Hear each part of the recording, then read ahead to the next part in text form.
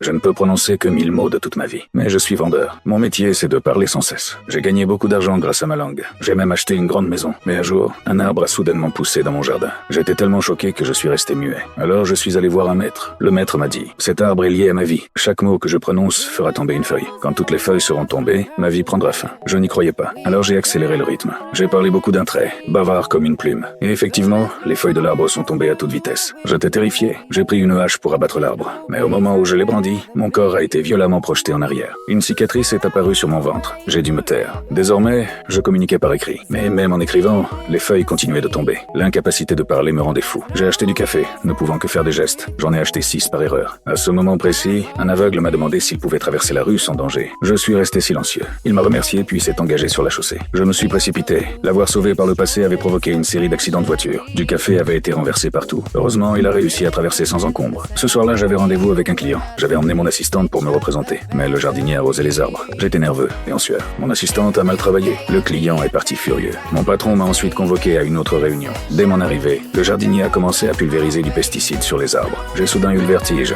comme si j'étais ivre. J'ai même fourré un biscuit dans le nez de mon patron. Il m'a viré sur le champ. Ce soir-là, ma femme m'a demandé pourquoi je ne parlais pas. J'ai essayé de m'expliquer par geste, mais elle, c'était un malentendu. Je suis parti avec mon enfant. Je me suis assis, impuissant, sous l'arbre. J'ai alors décidé de faire une bonne action. J'ai acheté de la nourriture et je l'ai partagée avec les sans-abri. J'ai aussi donné de l'argent et une montre à l'église. Mais aucune nouvelle feuille n'a poussé. J'ai sauvé un chat coincé dans l'arbre. L'échelle a glissé et j'ai fait une lourde chute. Puis le maître est revenu. Mais il a dit qu'il ne pouvait rien faire pour moi non plus. Je me suis effondré. J'ai cassé une bouteille contre l'arbre et je me suis blessé. Je n'arrêtais pas de maudire l'arbre. Finalement, toutes les feuilles sont tombées. Puis une pluie torrentielle s'est abattue. Ma vie était sur le point de s'achever. À ce moment précis, mon téléphone a sonné.